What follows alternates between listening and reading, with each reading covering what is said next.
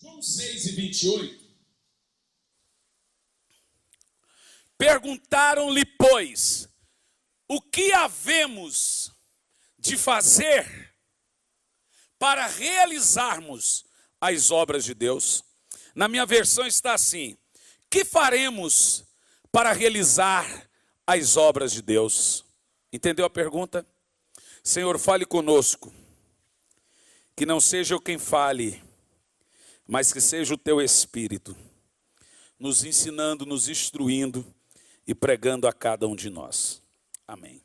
Essa é uma pergunta que não quer e acho que não vai calar. Que faremos para realizar as obras de Deus? Você já parou para pensar que a igreja do primeiro século alcançou todo mundo de então?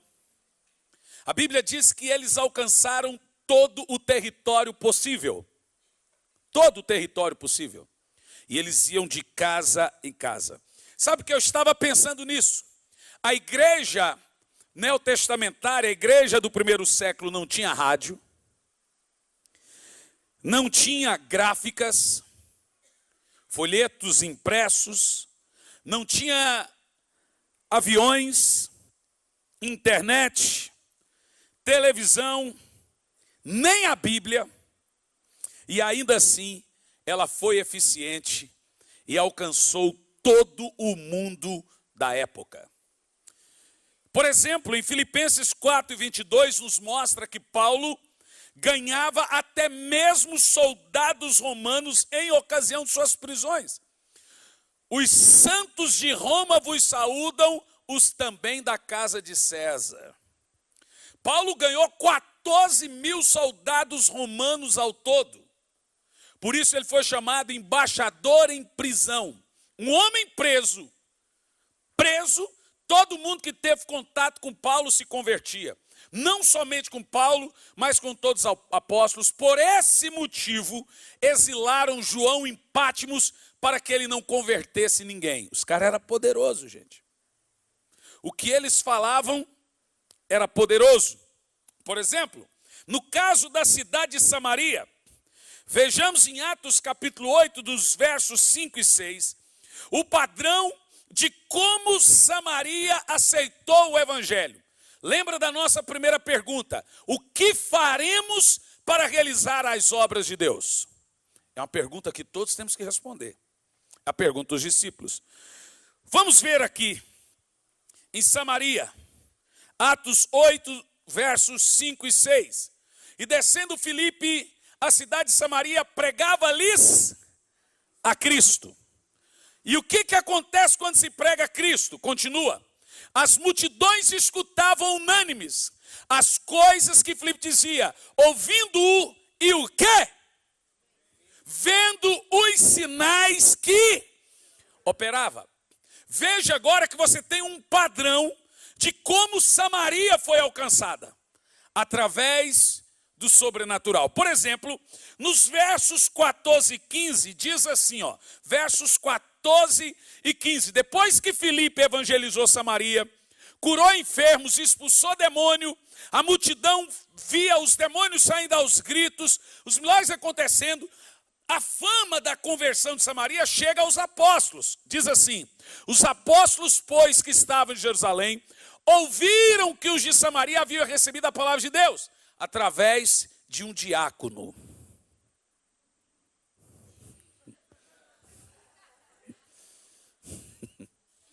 Diácono. E diz assim, haviam recebido a palavra de Deus, enviaram para lá Pedro e João. Você vê que o diácono não ficou. Estou brincando, brincadeira. Mas olha o que acontece. Os quais, tendo descido, oraram por eles para quê? Recebesse o Espírito Santo. Continua. Porque sobre nenhum deles havia descido ainda, mas somente eram batizados em nome do Senhor Jesus Cristo. Continua. Então impuseram as mãos e eles receberam o Espírito Santo. Agora perceba o seguinte, que aparentemente esse recebimento do Espírito Santo foi acompanhado de algo muito poderoso e muito sobrenatural. E Por quê? Versos 18 e 19. Por que que não era só, recebi o Espírito Santo. Eu estou cheio do Espírito Santo. Foi algo sem precedente. Quando Simão viu que pela imposição das mãos dos apóstolos se dava o Espírito Santo, ofereceu dinheiro. Ora, Simão não queria algo que não fosse sobrenatural. Alguma coisa impressionante, alguma manifestação transcendente aconteceu para que Simão invejasse. Quem entende o que eu estou falando? De tal forma, verso 19, dizendo, dai-me também a esse poder. Você percebeu que o que aconteceu em Samaria não era apenas doutrinário também, mas era algo além da doutrina. Eram manifestações físicas de tal modo que o mago Simão queria comprar aquele poder. Se esse derramar do Espírito Santo não fosse algum tipo de manifestação sobrenatural aparente, o mago jamais iria pedir para obter. Ou seja, a igreja não nasceu fraca. A igreja não nasceu desanimada.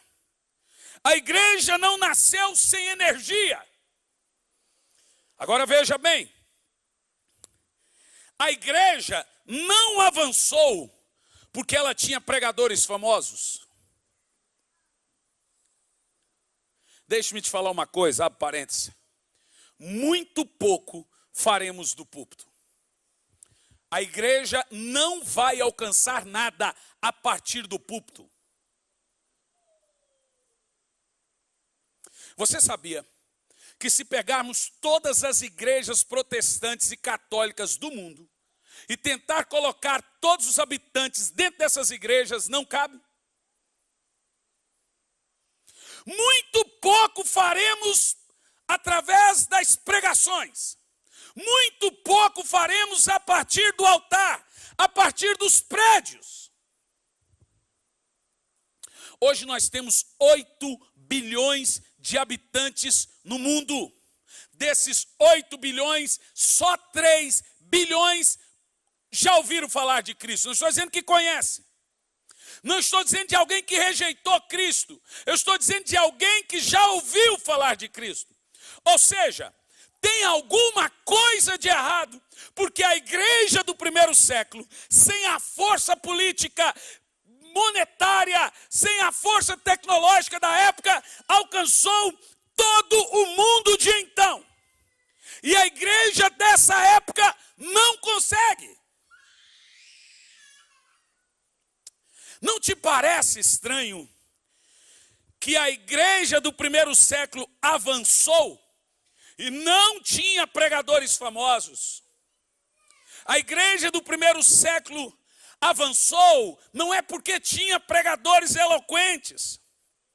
A pergunta que nós fazemos é: por que a igreja neotestamentária era eficiente?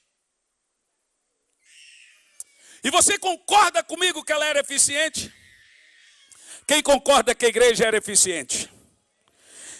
É essas características que a igreja tinha que nós devemos buscar hoje. Eu vou te dizer o seguinte: a igreja neotestamentária, ela era eficiente por causa de 2 características. Eu vou deixar uma terceira, não vou colocar junto, mas ela é mais importante. E essas características que fez a igreja, e não só a igreja, como apóstolos avançarem, que nós devemos ter hoje. A pergunta é: o que faremos para realizar as obras de Deus? Mas antes, você já se perguntou como nossos pastores são formados hoje? Nós temos mais de 500 alunos em nossos institutos. Sou reitor e professor do Instituto Sabedoria e Graça. Nós temos módulos em cidades e igrejas. Eu viajo horas, dia inteiro, para dar 3, 4 horas de aula. E para eu não ir, só se eu estiver doente. E já teve vezes que eu fui doente. não ir, tem que acontecer alguma coisa de muito estranho. Eu amo dar aula, mas amo pregar o evangelho. Tem gente que diz que evangelista não pode ensinar, mestre não pode pregar. Não leram a Bíblia, porque Jesus diz: ide por todo mundo e pregar o evangelho a toda criatura, fazendo o quê? Ensinando-os. Toda pregação é um ensino, todo ensino é uma pregação. Ninguém pode pregar sem ensinar, senão ninguém entende. Então o que eu vou falar aqui não é ir contra as salas de aula, não é nada disso, eu vou contra mim mesmo. Talvez aqui eu tenha algum aluno, tem? Vai que tem. No Instituto Sabedoria e Graça tem alguém aqui? Não tem aqui, mas sempre tem. A pergunta é, hoje os pastores são formados dessa maneira. Eles, os jovens, etc., vão para um seminário, e ali ficam 3, 4 anos, se é integral, ficam 4 anos, e ali eles começam a avançar no conhecimento, e quando eles saem de lá, eles já estão ali, obviamente, demandados por uma denominação, e vão se acoplando na denominação e viram pastores. O que acontece hoje nos seminários? Antigamente, os professores de seminário eram pastores, hoje são ex-alunos. Nos seminários se fazem assim, você pega os melhores alunos e propõe para eles um plano de carreira para serem professores. Eu não gosto. Já fui chamado, já até dei aula em alguns seminários, mas não gosto. É muito engessado. Então, nem tenho tempo para isso, que eu tenho a minha própria logística que Deus me deu. Imagina você. O camarada nunca plantou uma igreja, foi simplesmente um bom aluno, tirou excelentes notas, agora está ensinando pastores a plantar a igreja. Entendeu o que eu estou falando? Você entendeu? Ele é um aluno, um excelente aluno, que deixou de ser aluno e virou professor. Ele nunca plantou uma igreja, nunca discipulou ninguém, nunca pastoreia ninguém, mas ele é um baita didático.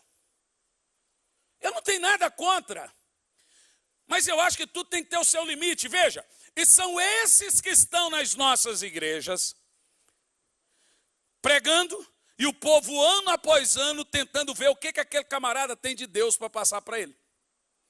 Porque ele tem um anel, porque ele se formou 4 anos no seminário. O que eu vou te dizer? Eu passei, são 8 anos estudando, ao todo. Nunca em nenhuma das minhas matérias me ensinaram como orar e jejuar. Nunca me ensinaram caráter. Isso não é ensinado no seminário teológico. Não é. Não é o papel deles. Mas caráter, talento sem caráter é catástrofe. Uma catástrofe anunciada. E o que acontece? Esses camaradas que entram e saem dos seminários, eles entram e saem todos os dias com muito conhecimento, com uma oratória homilética perfeita, uma exegese invejável, uma hermenêutica imensurável, e o povo ali ano após ano esperando o que de Deus ele pode trazer para ele. O que nós precisamos hoje é de uma experiência para colocar em prática o que nós aprendemos. A igreja, em alguns lugares, precisa fazer um regime de conhecimento. Eu não estou sendo exagerado, não estou pregando ignorância, gente. Seria uma incoerência da minha parte. Eu digo que o que acontece hoje é uma confusão teológica. Vem um camarada na internet e prega para você sobre arrebatamento. Você fala, eu sou pré-tribulacionista. Aí você vai e ouve um outro, agora ele é pós. Aí você vai e muda a cabeça, não, agora eu sou pós. Agora eu creio que a igreja passa pela tribulação. Aí vem um outro e tenta e prova lá por A mais B que nem arrebatamento tem. E o cara agora está numa bagunça na cabeça dele. Aí vem um e fala assim, eu sou calvinista, eu creio na predestinação. E ele prova por A mais B que não existe livre-arbítrio, tem. Aí o cara, eu creio. Aí daqui um pouco ele começa a ler John Wesley. Porque John Wesley é fantástico. Não, eu creio que tem a responsabilidade humana. Eu creio que não tem esse negócio de predestinação. Veja você que nós não precisamos mais de experiências, de coisas que falem, de coisas que hoje você sabe, daqui um pouco você já não sabe. Tem muita gente gorda de conhecimento.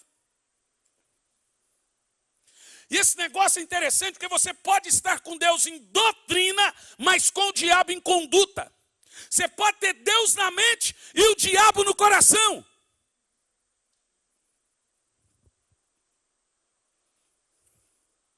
Eu também não sou igual do camarada que canta a música lá.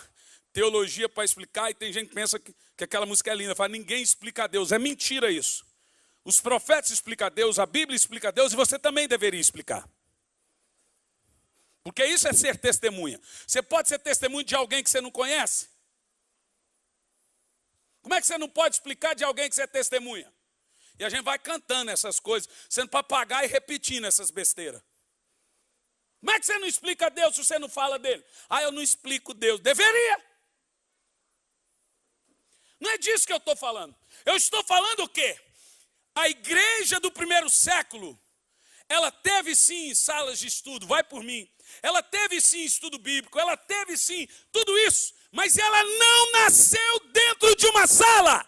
Ela nasceu em cima do Monte Sião, quando o fogo desceu. A igreja não nasceu em uma sala. Ela não nasceu em um seminário. Ela nasceu na experiência e depois no conhecimento. Ninguém vai ter conhecimento antes de uma profunda experiência.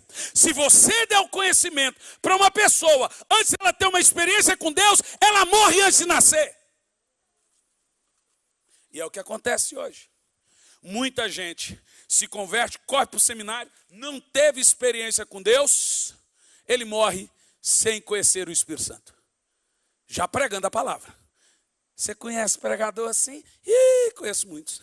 Conheço pregador que não crê no Espírito Santo, gente. Conheço pregador que se falar do sobrenatural, ele ri na sua cara. Porque ele teve. Veja que o conhecimento afetou o status dele, mas não afetou sua conduta. Porque ele não teve uma experiência com Deus. Ele teve uma experiência religiosa, não com Deus. Quem entende o que eu estou falando?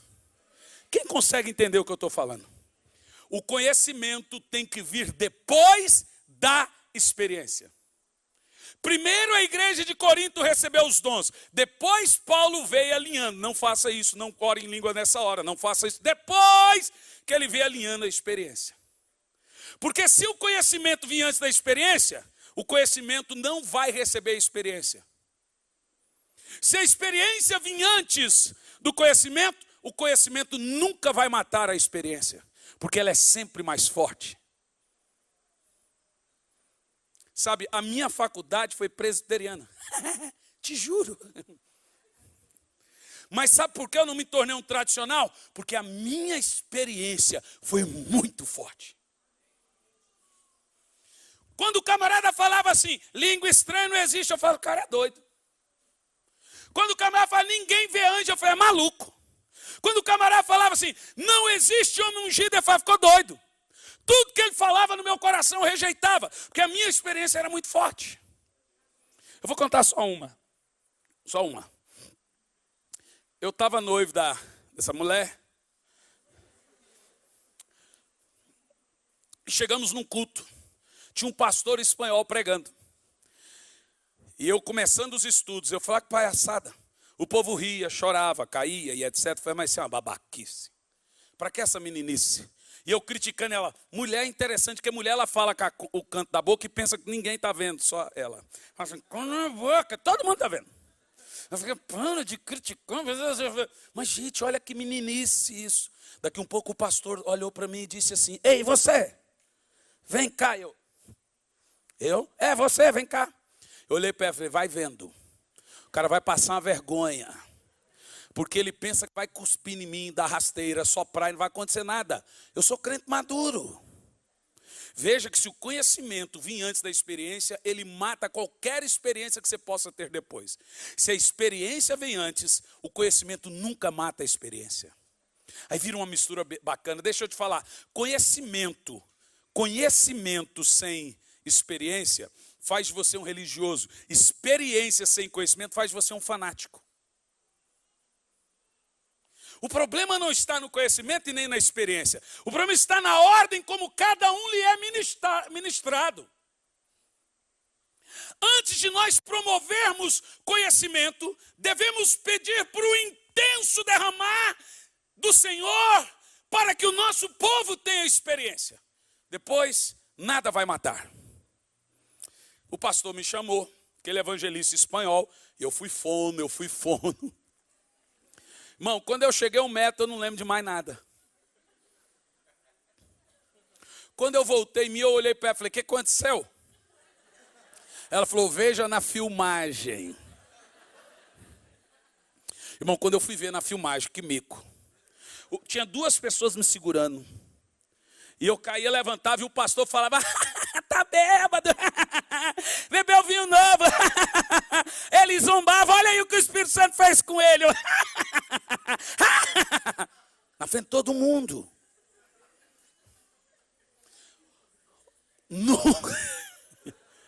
Quando eu cheguei em sala de aula, o cara falou, isso é palhaçada. Eu falei, eu sei o que eu vivi. Eu sei o que eu vi. Não tem teologia que vai me roubar isso. Não tem teólogo, não tem Martin Lloyd Jones, não tem, pode pôr aí todos eles. Não tem Karl Barth, não tem nenhum que vai dizer, isso não existe. Para eles que nunca viveram isso. Para mim, eu sei quando o fogo ardeu no meu interior. Eu sei que eu não conseguia, de tanto que eu estava tomado, os meus sentidos tomados, a glória me ardia. Eu sei o que eu recebi. Não tem quem tira isso.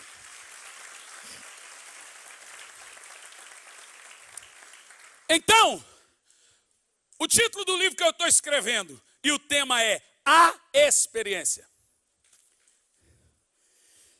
Experiência é Deus tomar o controle de suas expectativas e te levar além do conhecimento intelectual e técnico.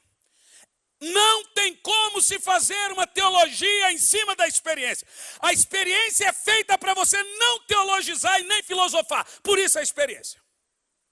Todo mundo que tentou disse, vamos ver como que é a sua experiência, se lascou. Porque a experiência já é feita para confundir os incrédulos. Como assim?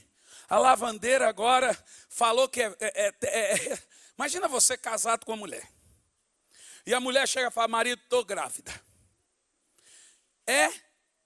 E não é seu, filho. Aí é de quem? Não é do Espírito Santo. Como assim do Espírito Santo? Não é? Você ficou maluco? É do Espírito Santo. Gente, a coisa foi tão séria que todo mundo fala do caráter de Maria, mas você já percebeu o caráter de José? Que ele foi tentar ir embora de madrugada para não difamar Maria. E o anjo apareceu e disse, o filho é do Espírito Santo. O cara assumiu o filho e pôs o sobrenome dele. Tanto que Jesus está na linhagem genealógica de José. Ok? Ele, na raiz, está como filho de José. Humanamente falando, foi registrado ali como filho de José. Você entende o que eu estou falando? Se ele é da tribo de Davi, quem era da tribo de Davi era José. Agora, pare para você pensar. O cristianismo nasce de uma experiência que nada tem a ver com o conhecimento teológico e intelectual. Nós estamos falando de coisa de doido. Todos os meus livros são técnicos teológicos. Esse novo livro é para o cara tomar um gardenal antes de ler.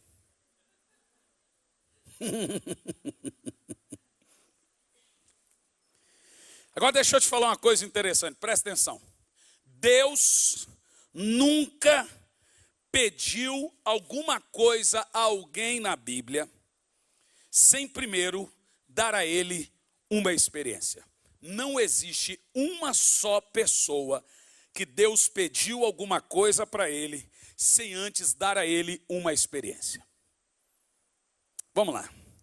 Abraão nunca poderia ter feito o que fez se Deus não tivesse dado a ele a primeira experiência de falar com ele. Você também sairia da casa de seu pai. Você também quebraria os altares de seu pai. Você também sairia sem saber para onde ia, se Deus falasse com você como falou com Abraão. Abraão? Abraão? Quem é? Sou eu. Sai da casa de seu pai. Você também sairia. Abraão nunca teria feito o que fez sem antes ter tido uma experiência. Deus chama e fala com Abraão. Moisés jamais, e digo jamais, teria feito o que fez sem ter tido antes uma experiência. Eu também colocaria o meu dedo na cara de Faraó e enfrentaria ele, por tamanho que ele fosse, se Deus aparecesse para mim numa sarça e dissesse, Hernani. E eu iria sem nenhum medo. A experiência que Moisés teve vai ter medo por quê? Olha, Moisés, desce no Egito.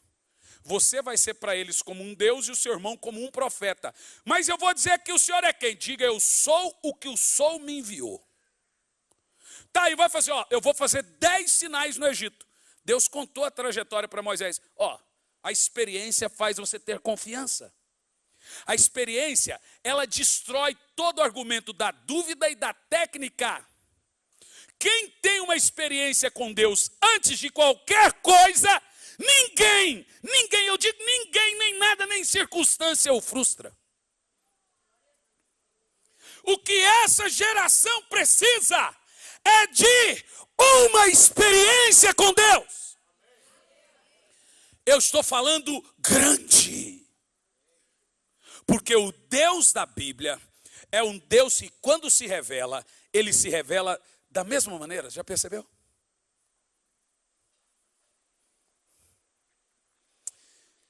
Isso é muito poderoso. Jacó só enfrentou Esaú depois da experiência que teve com Deus na sua luta. Quando ele luta com Deus, então ele agora está confiante para enfrentar Esaú e saber que Esaú não vai matá-lo, porque Deus lhe deu uma experiência e lhe fez promessas. Os planos de Deus não podem ser frustrados. Então agora Jacó para de fugir, depois que teve uma experiência no val de Jaboque, em Betel, e vai de encontro ao seu irmão. Alguém disse assim, pastor, o senhor tem que tomar cuidado, porque a Bíblia diz, Romanos 1,17, que o justo vive pela fé. É verdade. Mas antes do justo viver da fé, ele tem que ter a experiência do novo nascimento. Fale o que quiser. Qualquer pessoa que não conhece Deus, ele não sabe o que é viver da fé. Só vai viver da fé quem teve uma experiência. Então qualquer pessoa vai viver da fé depois de ter uma experiência com Deus. Não é uma experiência religiosa. Não é aquela oraçãozinha. Quem nunca fez essa oração, vem aqui na frente. Irmão, tem uma birra disso. Quem nunca fez, põe você para repetir a oração, eu aceito Jesus, não sei o que meu agora. Quem nunca fez, vem aqui na frente. Aí nós afetamos a posição do crente e não o caráter. O novo nascimento se tornou limitado a metodologias. A minha igreja é uma igreja em célula. A minha igreja começou numa célula, mas Deus não usa métodos, Deus usa homens. Eu vou dizer de novo, Deus não unge métodos, Deus unge pessoas. Entendeu o que eu disse? Aonde estão em nossa geração os pecadores que vêm às lágrimas se entregar a Cristo? Eu já tive igreja que alguém chegou na frente e disse, não, mas eu não estou aqui para virar crente, eu vim aqui porque o pastor chamou para orar. Alguns já tiveram essa experiência. Falta de experiência. Elias só pôde realizar as obras de Deus depois que teve a experiência de lidar com o poder sobrenatural. E aí, depois que ele viu o poder sobrenatural, ele verificou que funcionava. Deixe-me te dizer uma coisa poderosa. Ore por doentes. Espere os primeiros doentes a serem curados. Depois pode começar a enfileirar doente por doente, todos serão curados. Depois da primeira experiência, todos que vierem serão curados. Ore por um surdo. Quando o primeiro surdo for curado, põe todos em fileira e todos serão curados. Porque a experiência fortalece a fé de quem recebe e a fé de quem ministra. Os primeiros doentes que eu orei, nenhum era curado. Levanta e anda, levantava e caía. Está ouvindo? Não ouvia? Mas eu te digo, desistir? Que desistir, irmão? Pensa num camarada que teve uma experiência inicial de ministério. Pensa em alguém que viu, com 15 anos de idade, em Palmeiras de Goiás, uma mulher vomitar o câncer. Eu era gago. Estava na casa de uma mulher. A mulher estava com câncer em estado terminal. Ela pediu se alguém poderia orar por ela. Eu orei. Na hora ela vomitou o câncer. Essa experiência marcou a minha vida. Nunca mais eu tive medo, timidez ou vergonha de orar para qualquer doente.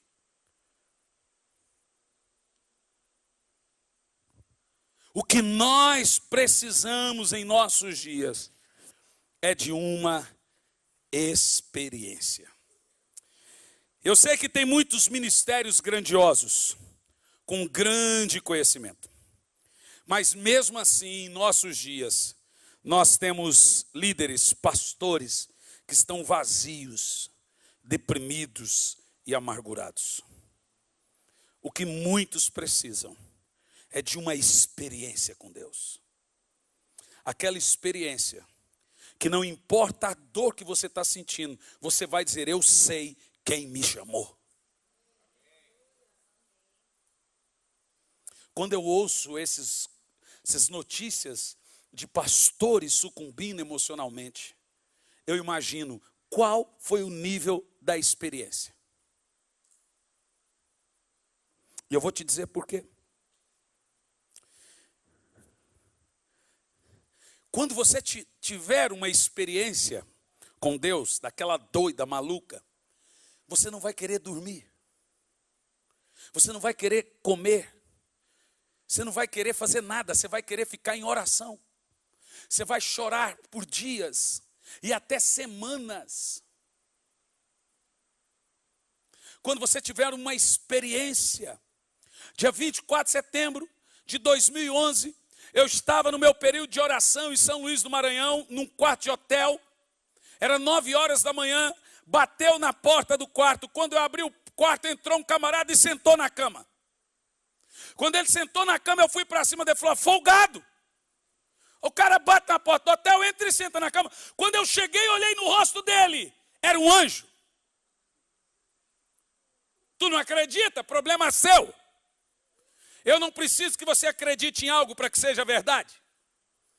Tem gente que diz, não acredito em Deus porque eu nunca o vi. Ainda assim ele existe. Eu perguntei a um rapaz, você tem quantos anos? 40. Eu estou te vendo agora pela primeira vez. Há 40 anos atrás você não existia?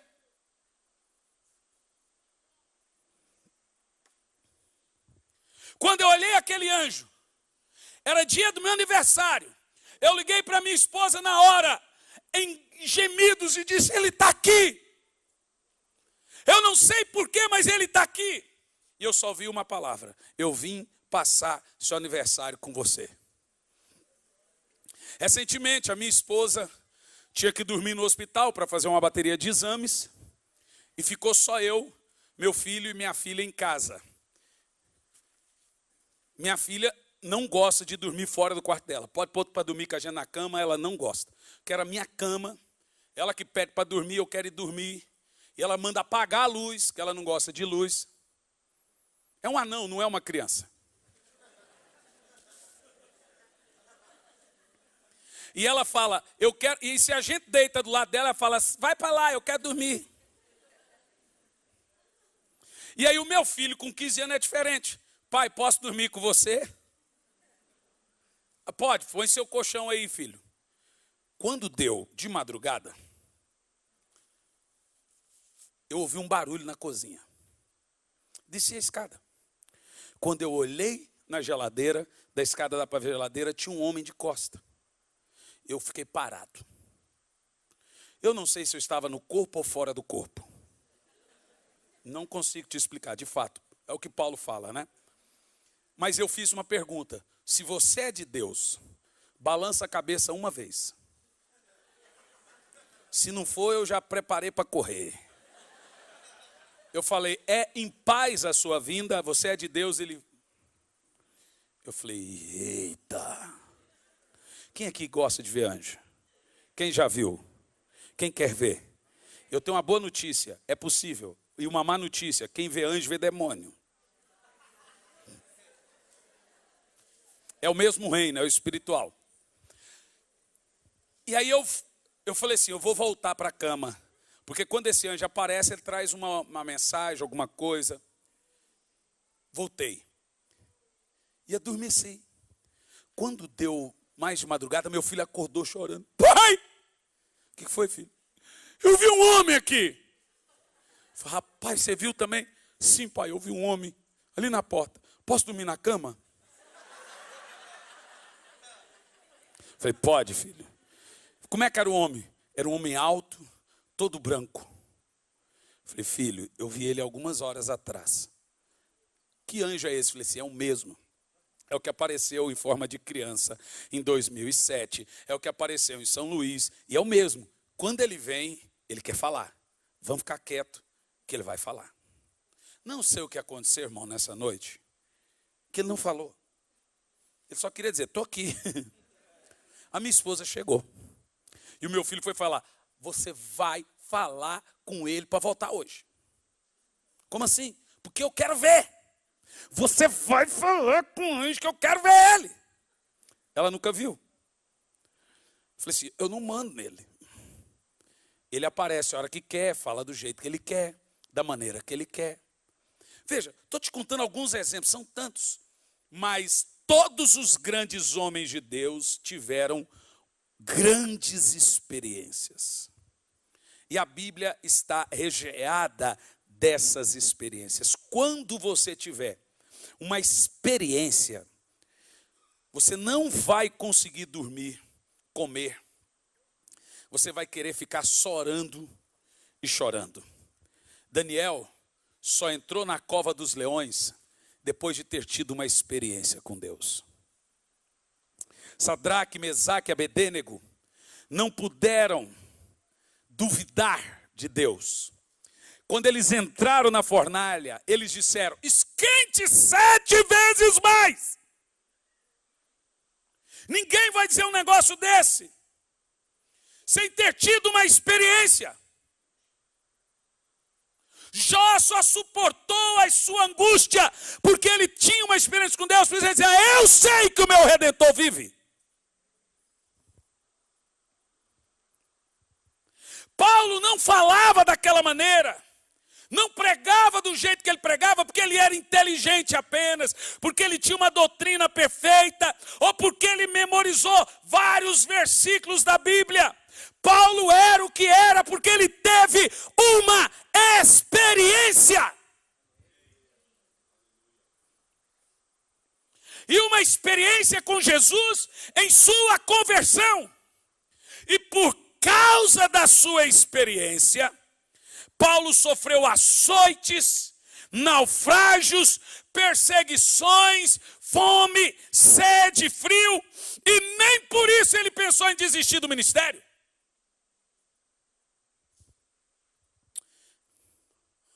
E sabe por quê, irmãos? Porque ele teve uma experiência sobrenatural com Jesus. O que nós precisamos para realizar as obras de Deus e não desistir no meio do caminho é de uma experiência. Daquelas experiências que nos faz ficarmos semanas em lágrimas, em orações, jejuns, em nosso quarto. E sabe o que Paulo fala diante de toda a sua dor e sofrimento? Nada disso me perturba. Então agora estão batendo em Paulo, e sabe o que é que ele fala? Isso não me perturba. Estão perseguindo Paulo, sabe o que ele fala? Isso não me perturba. Prendem Paulo, ele diz, isso não me afronta. A experiência sempre é mais forte que qualquer coisa. Ver Jesus, ouvir Jesus, ter uma visão, ter um sonho, ter uma profecia, saber quem te chamou, saber quem te enviou, é a coisa mais poderosa que um crente pode ter. Eu amo o ensino, eu amo a teologia, mas se ela vir antes da experiência, ela vai matar o crente.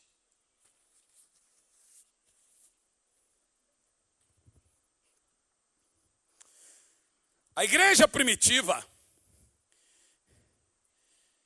ela não nasceu em salas e seminários, mas teve tudo isso.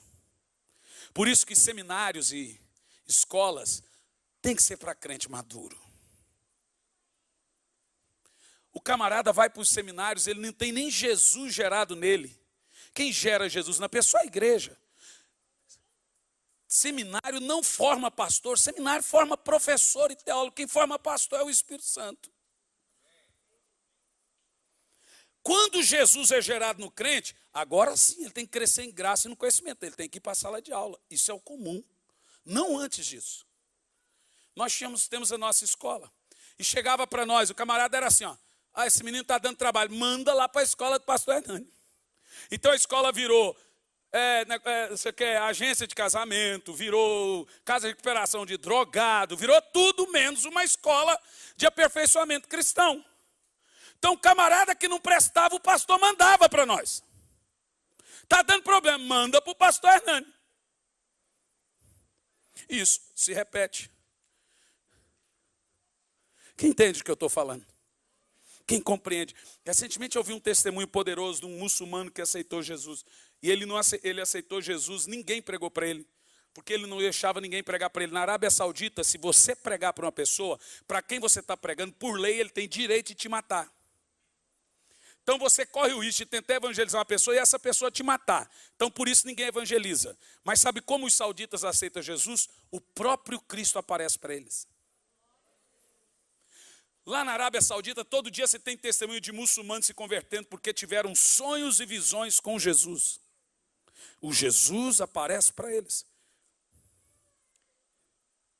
Como que uma pessoa dessa vai desviar? Quem entende o que eu estou pregando aqui? A igreja primitiva, ela nasceu de uma experiência com o Espírito Santo. Quando o Espírito Santo desceu, eles viram línguas de fogo descendo sobre eles. Assim ela nasceu, através de uma experiência. Agora, depois dessa experiência, ela alcançou a todos. E eles iam de casa em casa. No dia seguinte, temos a experiência da cura do coxo. Não temos prata, nem ouro, mas o que temos, te damos, levanta e anda em nome de Jesus. A experiência é uma explosão. A experiência ativa qualquer um em fração de segundo. Paulo caiu de um jeito e levantou de outro. Moisés foi para um deserto de um jeito e saiu de outro. Pedro, depois da experiência da traição, que Jesus aparece para ele e diz, tu és Petros, e sobre essa pedra edificarei a minha igreja. Quando Jesus enche a bola dele, Jesus aparece para ele. Ele agora nunca mais é fraco.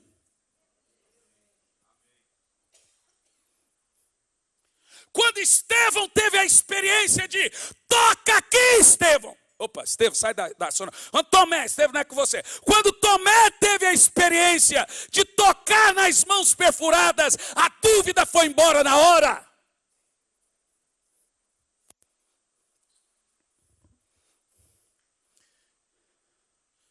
O cristianismo nada é sem a experiência.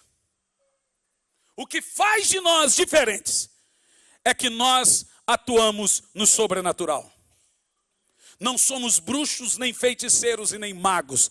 Não somos nada, mas temos o poder do Espírito Santo para andar sobre as águas. O poder do Espírito Santo para ressuscitar mortos. O poder do Espírito Santo para curar enfermos. O poder do Espírito Santo para subjugar os demônios.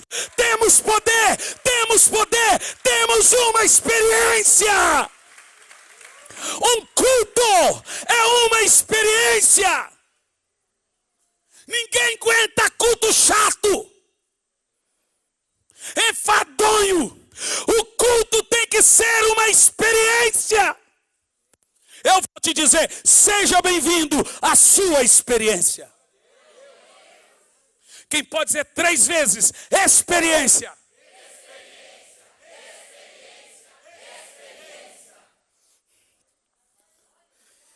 Agora escute o que eu vou te dizer.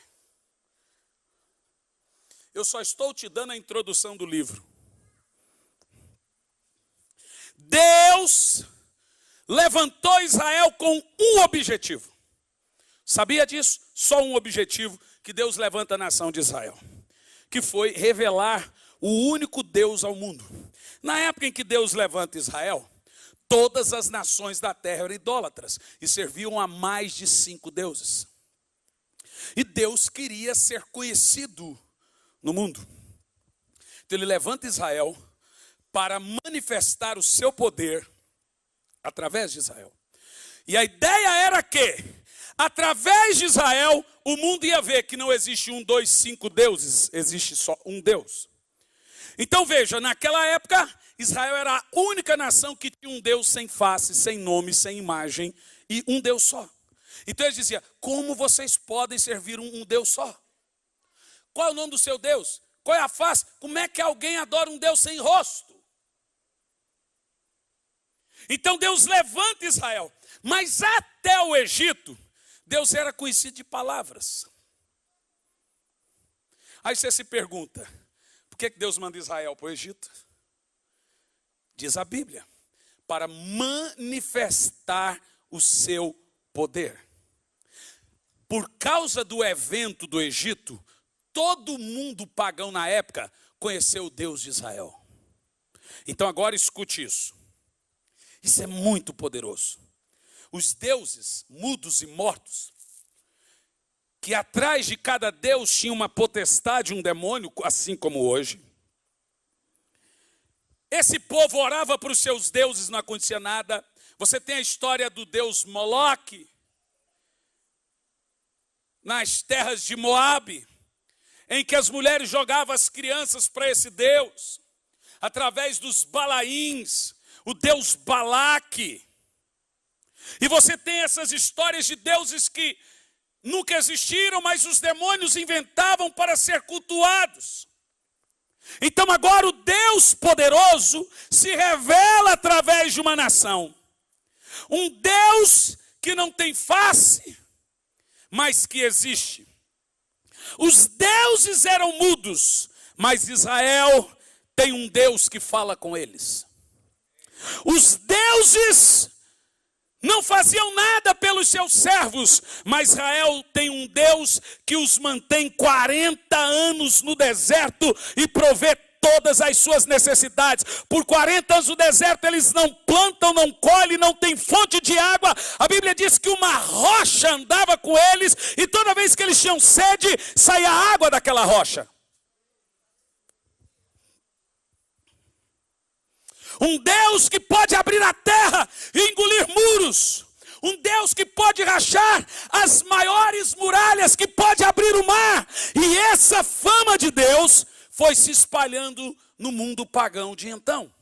Deus levanta Israel para fazer Deus conhecido. E agora, quando Israel vai contra seus inimigos, quando Josué avança Canaã, atravessa o Jordão, encontra a primeira cidade, que é Jericó, depois Ai. Eles não falam, lá vem Israel, com seus carros poderosos, seus soldados de 3 metros de altura, com suas lanças, seus ferros. Israel cheio das suas tecnologias, lá vem o exército perigoso de Israel. Você já viu qual é o tamanho de um judeu? É tudo igual ao brasileiro, na média. 1,70 m é a média. Lá vem Israel grande, poderoso, imponente? Não! Agora, quando Israel avança contra os inimigos, eles não dizem lá vem Israel, eles lá vem o Deus de Israel. Eles não ouviram sobre Israel, eles ouviram sobre o Deus de Israel. Não era a fama de Israel que corria, era a fama do Deus poderoso que corria. Eles diziam: o Deus de Israel é vivo, o Deus de Israel fala, o Deus de Israel abre o mar, o Deus de Israel destrói o exército inteiro. Então agora, quando eles avançavam, eles diziam: lá vem Israel com seu Deus poderoso, lá vem Israel com seu Deus que abre o mar, lá vem Israel que derrubou as muralhas de Jericó, lá vem Israel com Deus que faz chover fogo. Tudo que aconteceu naquela época é que Israel teve o quê? Uma experiência com Deus. E não só ele, os pagãos também. Não sei se você sabe, boa parte dos egípcios foram com Israel para o deserto porque se converteram ao Deus dos escravos. Quem no mundo vai temer escravo?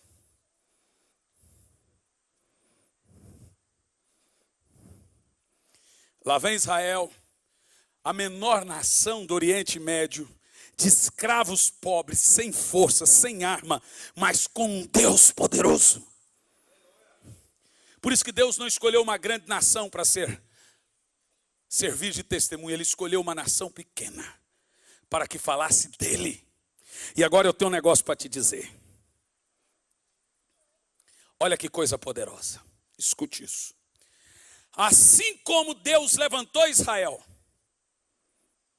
para testemunhar sobre ele, das obras dele, dos feitos dele, ele levanta a igreja para testemunhar sobre Cristo. Da mesma maneira que Israel foi levantado para ser testemunha de Deus, dos seus feitos, de seu poder e experiências, Deus levanta a igreja. Sobre Israel, a Bíblia diz que ele era o Deus que falava no meio do fogo, o Deus que falava no meio da nuvem, o Deus que falava na sarça, o Deus que toma as mãos de um homem e mata 1000 homens. Foi assim que Deus ficou conhecido. Agora, lá em Israel dizia: lá vem o Deus de Israel. Mas Jesus diz assim: eu vou levantar a minha igreja. Eu vou levantar o meu povo, que vai ser minha testemunha. Assim como Israel testemunhou de Jeová, a igreja foi levantada para ser testemunha que Jesus é o Senhor, que Jesus é o Filho de Deus, que ele nasceu de uma experiência sobrenatural, ele nasceu de uma virgem, ele viveu, fez milagres, morreu e ressuscitou, e a tumba não segurou, a pedra tinha rolado, ele agora está aqui hoje, ele enviou o Espírito Santo, a igreja foi levantada para testemunhar que Jesus é o Senhor, que Jesus é o Senhor. A missão de Israel era testemunhar as experiências que tinham com Deus. A missão da igreja é testemunhar a experiência que tem com Cristo e com o seu Espírito Santo. Então agora dizemos: lá vem a igreja. Lá vem a igreja. Enquanto Israel era obediente, nenhuma nação prevaleceu contra eles. E agora Jesus disse: levantarei a minha igreja, e as portas do inferno não prevalecerá contra ela. Você entendeu por que você existe? E sereis minhas. A igreja foi levantada para impactar o mundo com a mensagem de Cristo. Assim como Israel foi levantado, a igreja é sobre Jesus, como Israel era sobre Jeová. A mensagem da igreja é: Jesus é o Senhor. Ele morreu pelos seus pecados e ele vai voltar. Ele cura os enfermos e expulsa os demônios. Essa é a missão da igreja. A igreja foi levantada para dizer: a morte não segurou, ele está vivo. A igreja nasce de uma experiência. E essa é a mensagem da igreja. Tente fazer uma teologia sobre a ressurreição. Só tente. Quero ver. Tenta. Tente fazer uma teologia sobre o nascimento virginal de Jesus. Até hoje estão tentando dizer, como é que é a história de Jesus? 100% homem, 100% Deus, me explica isso? É onde a teologia esbarra, irmão. A teologia sempre vai esbarrar no inaudito, no inexplicável. E eu temo muito, e agora eu vou dizer com muito peso no coração. Eu estou falando isso. Infelizmente, nós estamos tendo um avivamento reverso. Vou te explicar. Nós estamos tendo um avivamento contrário. Está tendo um avivamento de volta às tradições, ao tradicionalismo. Vai para a internet e você vê um sem número de pessoas voltando para os pregadores tradicionais. Aqueles que não creem em quase nada. E eles são inteligentíssimos. São doutores. E eles vêm e prova para você que não existe falar em línguas. Eles vêm e distorcem a seu bel prazer, prova para você. E aí eu vi um dizendo assim, quando Judas ficou endemoniado, ele não saiu gritando. Ele foi e traiu Jesus, ele usa isso como base. Mas quando eu pego a história de Samaria, diz assim, que os demônios saíam aos gritos. E quando Jesus expulsava, eles chegavam aos berros. Em Gadara chegou um homem gritando, cheio de demônios. E aí o povo, infelizmente, por causa dos exageros do experiencialismo, nenhuma doutrina nasce do experiencialismo. A doutrina nasce da doutrina. A experiência provoca experiência e consistência. Os camaradas, através do experiencialismo, criaram uma doutrina. Esses dias eu vi um pregador adventista falando mal de arrebatamento, porque segundo ele, arrebatamento foi uma visão de uma menina. A igreja deles nasceu de uma visão de Ellen White. O cara está falando mal de arrebatamento. É a gota d'água. O outro lá, Joseph Smith, um anjinho com cara de bode apareceu para ele e deu a doutrina Mormon. Veja você que a experiência tem que ser regulada pela doutrina, mas a doutrina é depois, não antes. Quem entendeu o que eu disse? Quando Corinto teve experiência, veio Paulo trazendo a doutrina. Então, glória a Deus. Eu estou aqui para dizer que você vai ter uma experiência com Deus. Aqueles que dobram os joelhos para orar, recebem visitas de anjos.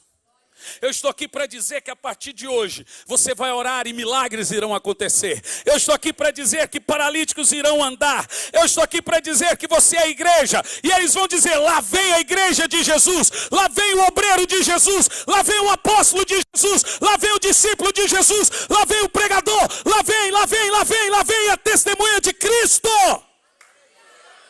Eu estou aqui para dizer que a sua vida nunca mais será a mesma. Te prepara, porque você vai ter uma experiência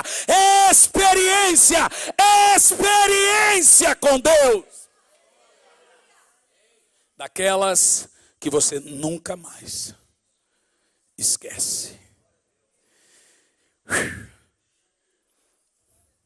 E eu vou terminar. A segunda característica que fez a igreja avançar e não ser fraca. A primeira é que ela nasceu de uma experiência. Israel de uma experiência. A igreja de uma, os apóstolos de uma experiência. Por isso que a igreja atingiu todo mundo de então. Hoje, com tudo que temos, nós somos ineficientes. Estão aí dizendo que em 10 anos o Brasil vai ser totalmente evangélico. Já somos 40 milhões e só piorou o país. Ou seja, são os números? Está faltando em nós essas duas características. Porque teologia não falta no nosso país. Ainda mais agora com a internet. os mestres estão em evidência. Você sabe que com a internet não tem mais gente anônima. A fama não é mais cara. A fama agora é barato. Não é verdade? E aí você não sabe o que é verdade, o que não é. E aí, acredita em quem? Então preste atenção. A segunda característica que fez a igreja nascer forte. Ô, irmão, bateram nos caras, pregaram no pátio do templo, prenderam eles. Eles estavam presos. Pedro, Tiago e João. De dentro da cadeia um anjo aparece, translada eles da cadeia. Não tirou, não quebrou a cadeia. E aí vai lá os fariseus atrás deles. Vai lá, quando chega lá a cadeia está fechada no cadeado, os guardas de fora e não tinha ninguém dentro da cadeia. Cadê eles? Os guardas, olha, eles estavam aqui. Sabe onde estão? De volta? No pátio. Qualquer um de nós ia aproveitar para fugir e não aparecer mais naquela cidade. Eles tinham acabado de apanhar, estavam na cadeia, foram soltos e voltaram para o mesmo lugar. A experiência que eles tiveram era muito forte.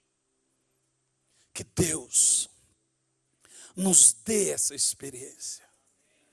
Que a igreja volte a essa experiência.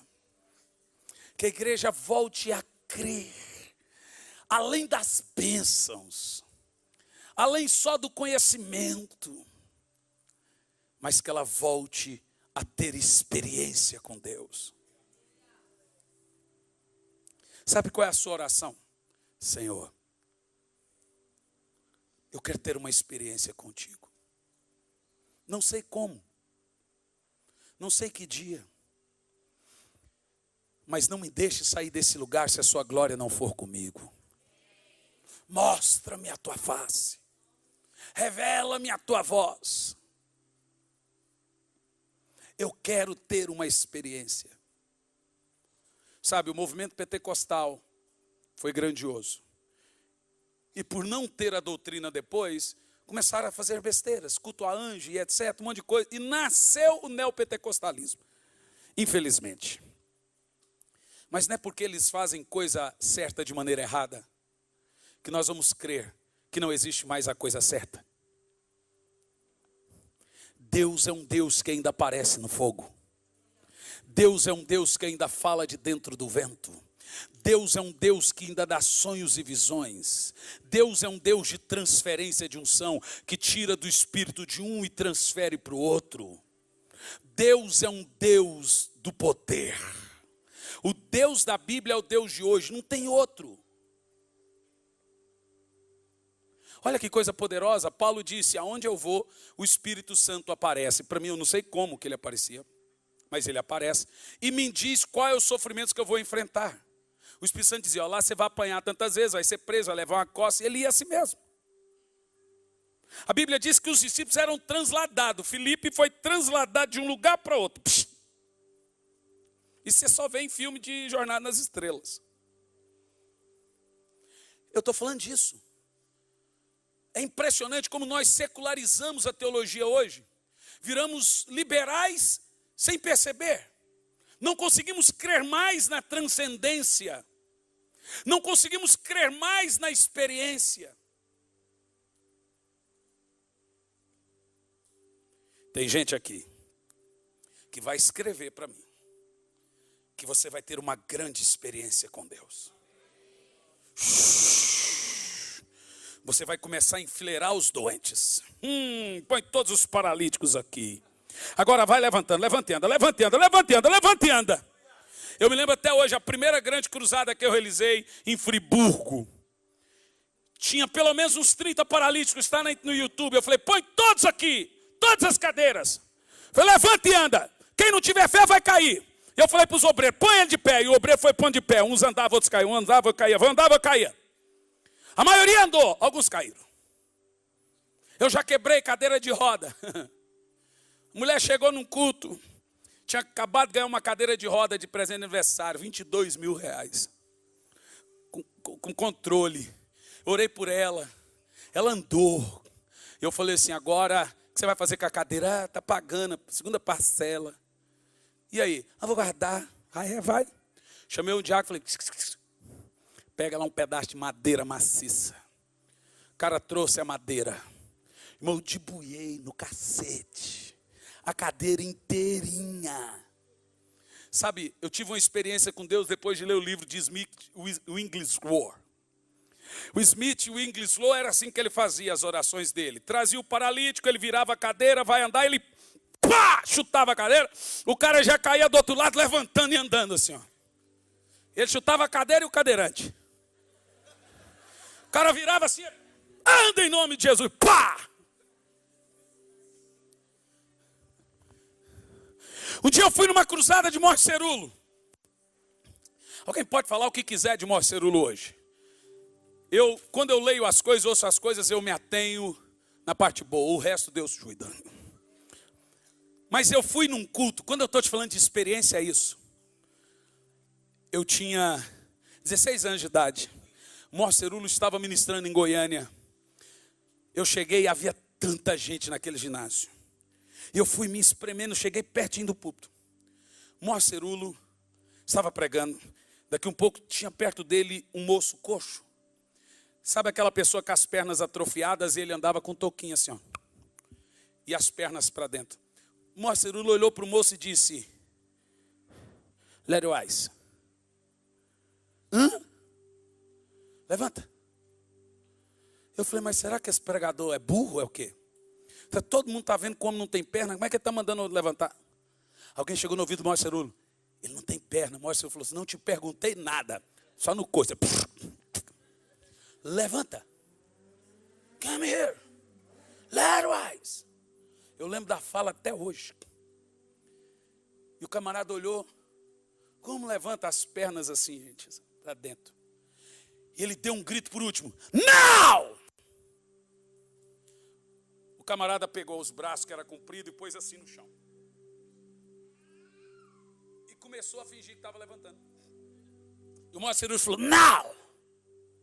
E o camarada foi ficando em pé, com os braços. E à medida que ele... Gente, o ginásio inteiro ouviu o barulho dos ossos. Fazia assim, ó.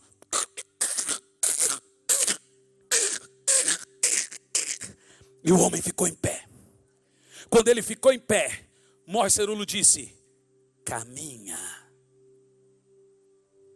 O rapaz agora começou, ele não tinha pernas praticamente. Sabe qual é o nome disso? Milagre criativo. Eu estava em Coxim, no Mato Grosso do Sul, veio um moço com óculos. E a hora que eu fui orar para ele, alguém disse, não se atreva, ele não tem olho. Eu falei, então Deus vai dar um.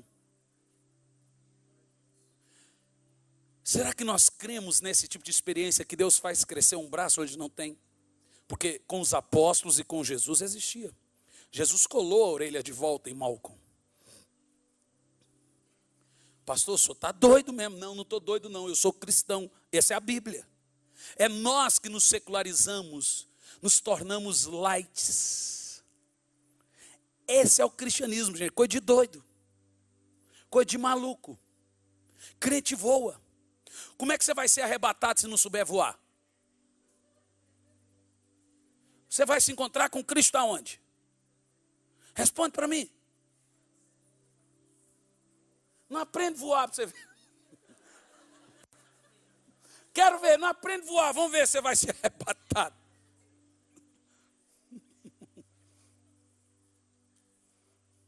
Na Bíblia os animais falam. Lembra da mula?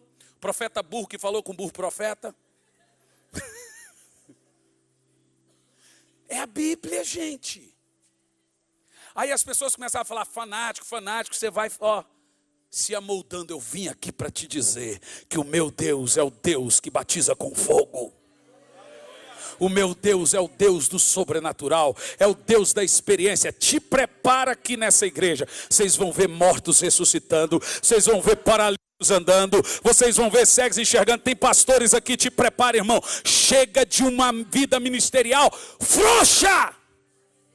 É hora do sobrenatural, é hora da experiência. Deixa eu te falar, o mundo não será impactado mais por grandes pregadores. O mundo não será mais impactado pelo púlpito. Deus vai começar lá. Há uma unção sobrenatural aqui agora. Há algo sobrenatural aqui agora.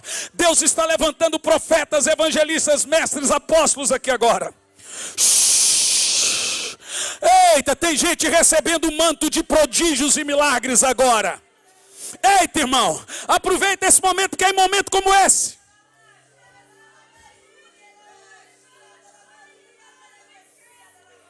Quando eu vi aquele paralítico levantar e os ossos estalarem, eu olhei para Morcerulo e me apaixonei, não por ele, quero nem saber dele, mas o que estava nele, o depósito de Deus na vida dele eu queria.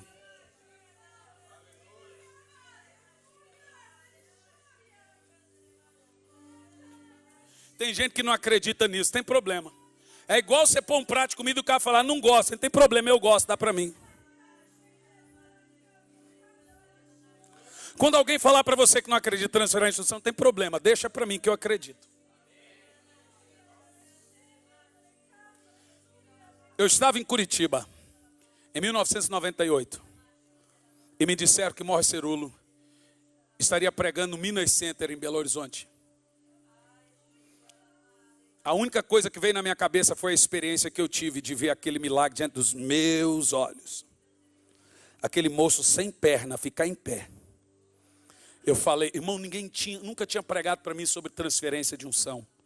Mas eu já amava a unção da vida daquele homem. Escuta, eu peguei o ônibus da Cometa, 15 horas de Curitiba a Belo Horizonte. Me acampei, porque eu não tinha dinheiro, me acampei no pátio. E todo dia eu era o primeiro a entrar.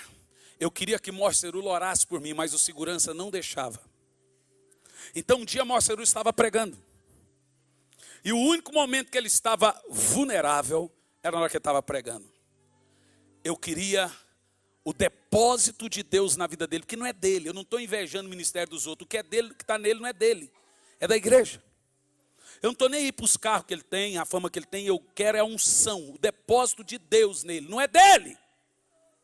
Tudo que você tem é para ser compartilhado. Tudo de Deus em você não é para você. Você não pode reter em si, tem que compartilhar. Tem pregadores que não compartilham por causa do ego. Ele não quer que outro faça o que ele faz. É ego. Irmão, eu aprontei um corridão, tinha 8.000 pessoas. E subi em cima do palco. E olha que o segurança menos percebeu, eu já estava em cima de Morcerulo. A hora que eu fui tocar nele, tinha um tapete igual a esse, eu escorreguei. E a hora que eu escorreguei, eu segurei no paletó dele, e ele puxei ele para cima de mim. E caiu eu e Morcerulo em cima do palco. 8.000 pessoas. E a hora que eu caí, segurei na perna dele, o segurança veio, pegou na minha e ficou puxando assim. E o Morcerulo, my God! Toda vez ele passava, nos 3 eu dizia, pray for me. Pray for me. Please. O segurança só metia a mão na minha cara. Pá! Quando estava eu ali, ele lembrou. Ele disse, segurança, deixa, que eu sei o que ele quer. O que ele quer não é meu. Eu tenho que dar.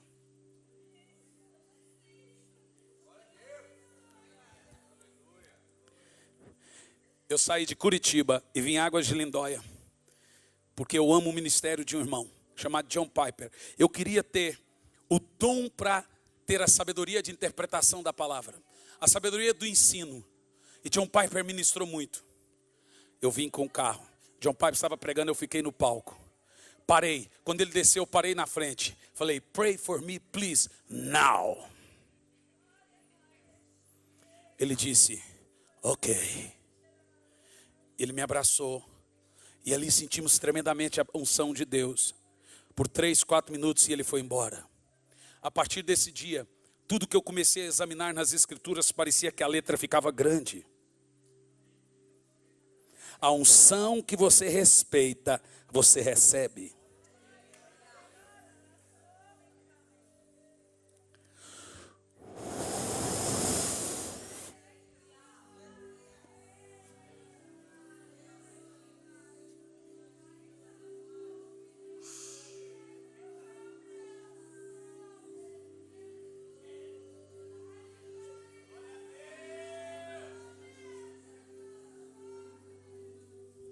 São dias como esse que a nossa vida fica marcada. Está indo lá agora.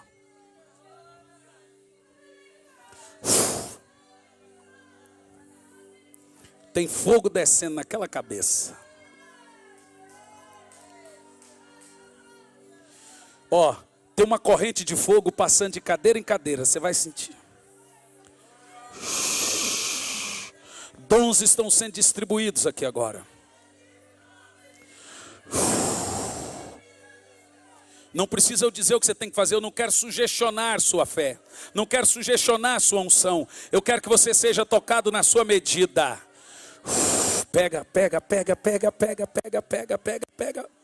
Pega o fogo, pega o fogo, pega o fogo, pega a glória, pega, segura. Segura.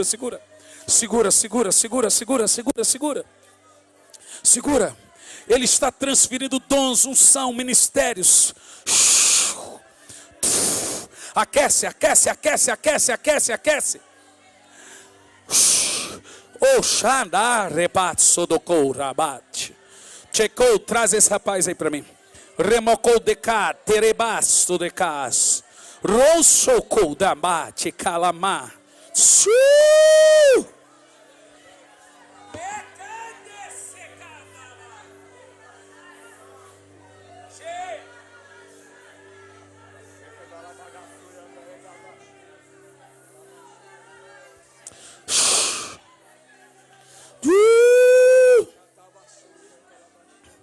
Aqui tem um profeta nascendo.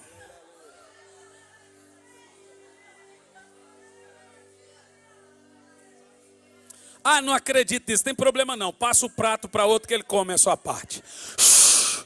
Irmão, beba a porção daquele que não quer beber. Beba dobrado. Chocorabacate. Debecaço do condalamá. Cheio.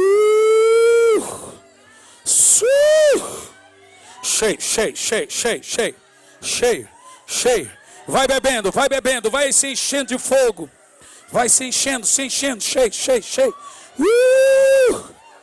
Cheio, tem fogo descendo, tem unção, tem dons sendo derramados.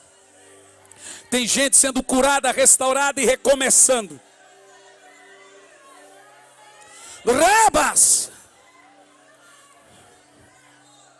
Santo Espírito, és bem-vindo aqui. Vem inundar, encher este lugar. É o desejo do meu coração. Sermos inundados por... Vai ficando em pé e recebendo. Tem câncer caindo por terra agora. Eu quero que todos que estão doentes venham à frente. Continue a unção. Todos que precisam de cura venham à frente. Chocanamados. Chebaquecerecandama. Choquecama dorocos de cantalabás. Sorecanda de cantalambá torocas. Trepo chocou de cantalambás, serecalabás. Xerebe cantalabás, sorecantalabás. Surocora calabás. Xerecantalabás. Chororocandalambás. Calamadere cantalabás. Põe a mão onde você precisa da cura. Continue no processo da unção. Continue no processo da unção. Há uma unção muito forte, muito poderosa aqui agora. É essa experiência.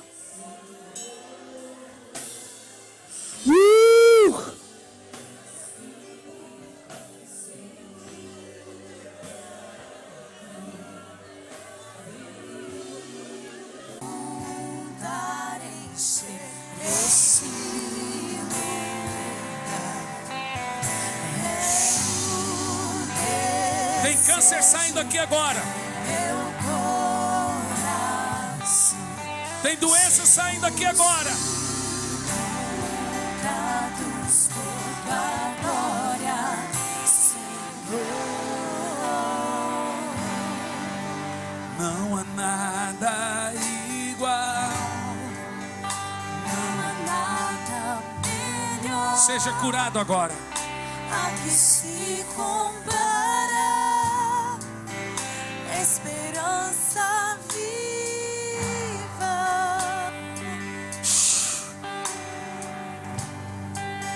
Em tua presença.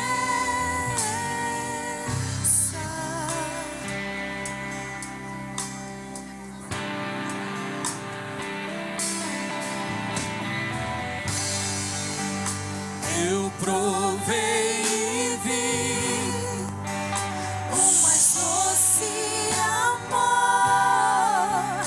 que liberta o meu ser e a vergonha desfaz.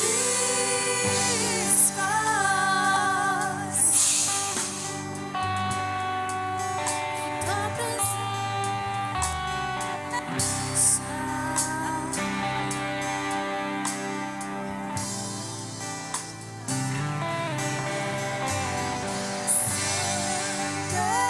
Espírito, és bem-vindo aqui. Vem inundar, encher esse lugar. É o desejo do meu coração. Sermos inundados por tua glória, Senhor. Santo Espírito, és bem-vindo aqui. Vem inundar, encher esse Seja curado, tocado, receba a dom, unção. é o desejo do meu coração. Receba agora. Sermos inundados por Levanta as suas mãos. Senhor. Você vai sentir as suas mãos formigar e aquecer. Eu digo isso porque é o que eu senti. Você vai sentir pegar fogo na sua mão.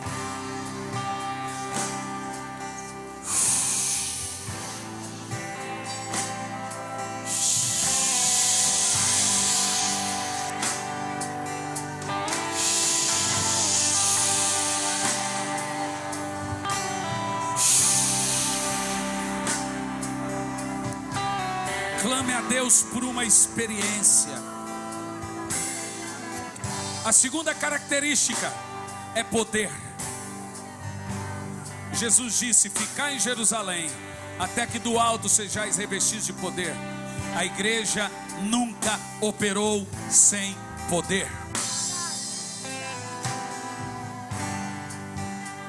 Precisamos da experiência e do poder. E é claro, boas escolas de ensino que alinham tudo isso, mas sempre vem depois da experiência, nunca antes. Há muita unção aqui agora. Tem gente sendo curada agora. Você receba a cura.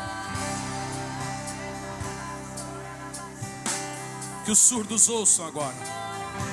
Que o cego enxergue agora. Que o câncer saia agora. Tem dons sendo transferidos, distribuídos aqui agora.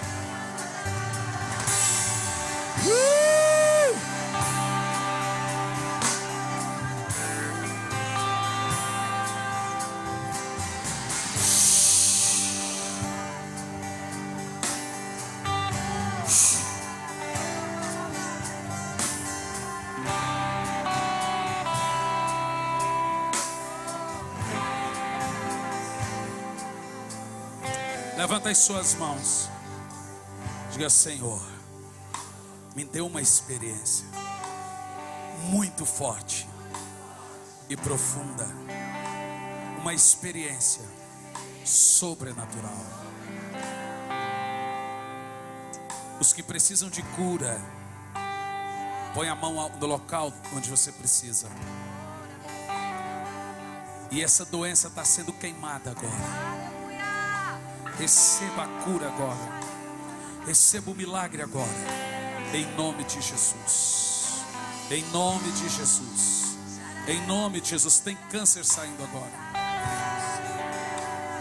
Diabetes, artrite, artrose, osteoporose.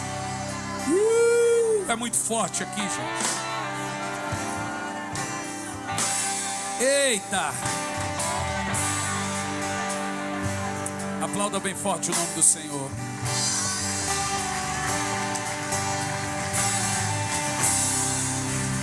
Aleluia. Olha para mim. Irmãos, antes de eu passar ao pastor Alberto, deixa eu falar uma coisa. No final do ano, de 12 a 17 de novembro, nós vamos ter de novo em Araxá, o pastor Alberto vai estar lá comigo, a nossa escola de profetas. São 6 dias, de segunda a sábado. São 11 pregadores. E o tema da escola esse ano é Impartation, que significa transferência de unção. Por que é tremendo? Porque o tema desse ano é: todos os 11 pregadores que estarão lá vão transferir unção. Olha, são 6 dias, R$1.100, com tudo incluso. Por 6 dias, ó, na pousada que nós estamos aqui é R$400 por dia, com café da manhã, almoço e janta. Pense você, R$1.100 por 6 dias, com almoço, café da manhã e janta. Busca você no aeroporto, chegada, e leva para o local do evento.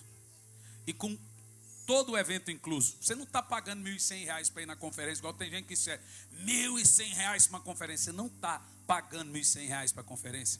Você está pagando R$1.100 para comer e dormir. É difícil as pessoas entenderem isso.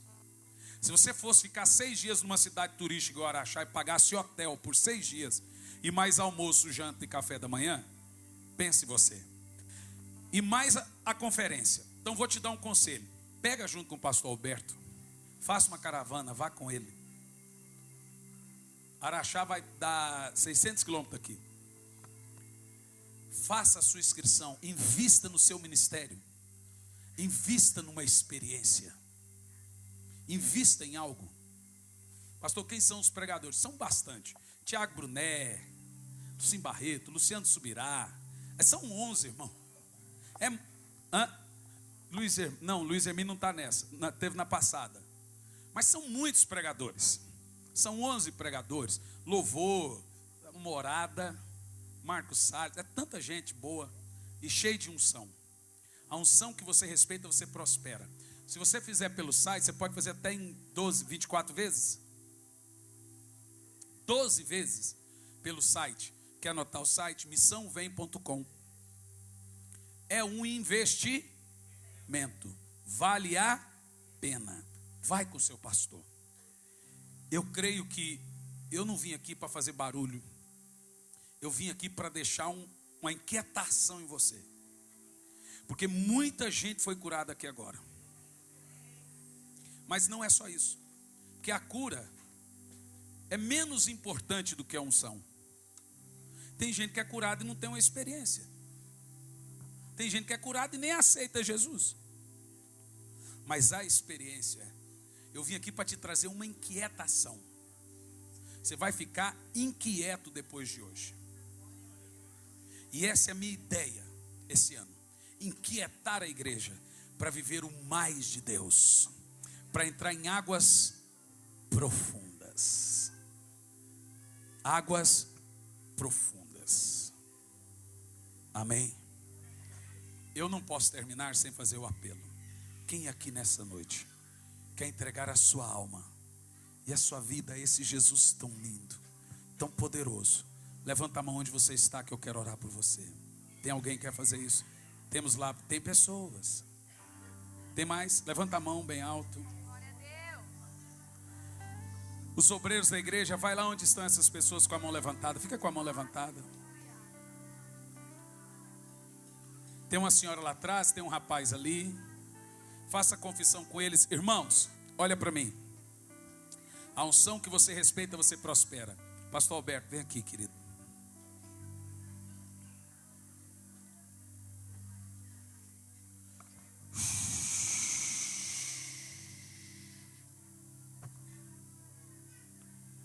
Vem aqui todos os pastores.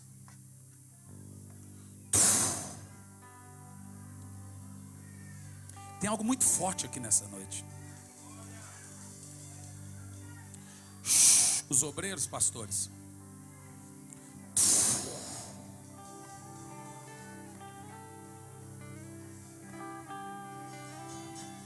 Eu transfiro agora. Compartilho do meu unção, do meu ministério sobre a vida do pastor Alberto. Essa igreja nunca mais será a mesma.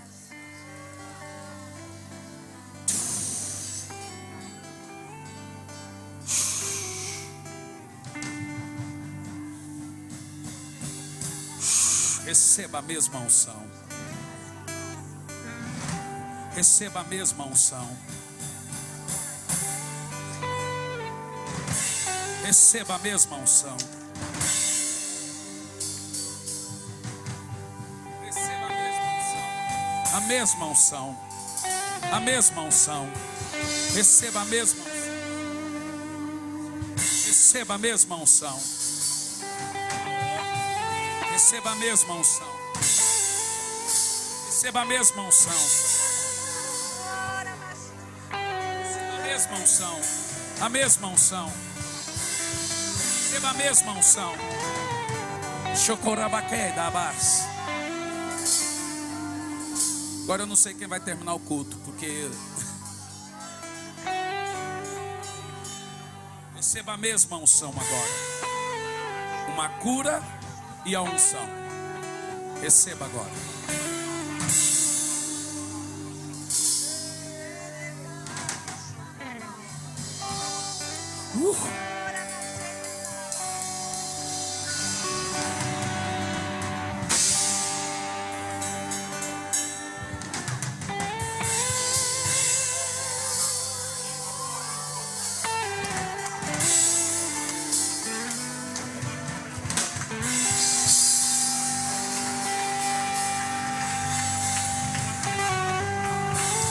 Recados,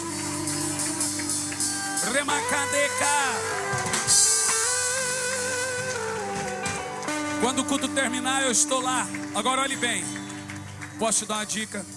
Todo o nosso material lá é profético, especialmente aquelas duas escolas. Os livros não preciso nem falar. Isso é um investimento que você vai fazer esse ano na sua vida. Passa no cartão, vai lá e faça qualquer coisa, irmão. Mas invista. Porque o negócio aqui está forte, está forte, está forte. Aleluia! Ora, baixerianda, labá, sorianda, labá.